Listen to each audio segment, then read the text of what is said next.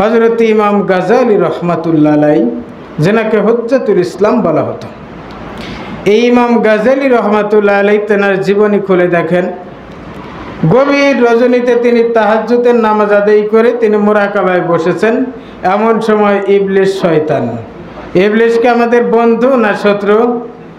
জোরে বলি। আল্লাহ রাব্বুল আলামিন বলেন কুরআনুল কারীমের মধ্যে, ইয়া আইয়ুহাল্লাযীনা আমানু দুখুলু ফিস সিলমি কাফা ওয়ালা তাত্তাবিউ খুতুওয়াতিশ শাইতান ইন্নাহু লাকুম আদুউম মুবিন। আল্লাহ রাব্বুল আলামিন বলেন, হে ঈমানদার বান্দা সকল, ইসলামের মধ্যে তোমরা পরিপূর্ণভাবে প্রবেশ করো। আর দ্বিতীয় কথা হচ্ছে, তোমরা শয়তানের অনুসরণ করিও না, কারণ শয়তান তোমাদের প্রকাশ্য শত্রু। জোরে কান ঠিক কিনা? এই জন্য শয়তান আমাদের বন্ধু না শত্রু?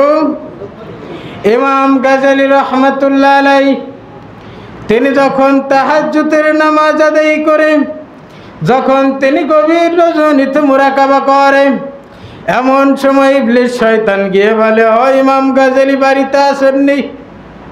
ইমাম গাজালি বাড়িতে আসেননি? আমি আপনার আল্লাহ। ধরে কান কি? আমি আপনার আল্লাহ আর আপনি আমার বান্দা।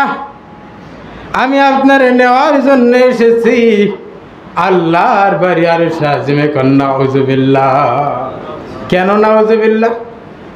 কারণ আল্লাহ রাসূলকে যখন আল্লাহ তাবারক ওয়া তাআলা নিজে আল্লাহর বাড়িতে নিয়েছেন, তখন আল্লাহ নিজে জমিনে আসেন নাই, বরং মিকাইল আর জিবরাইলের মাধ্যমে নবীকে আরশে নিয়েছে। ঠিক কিনা?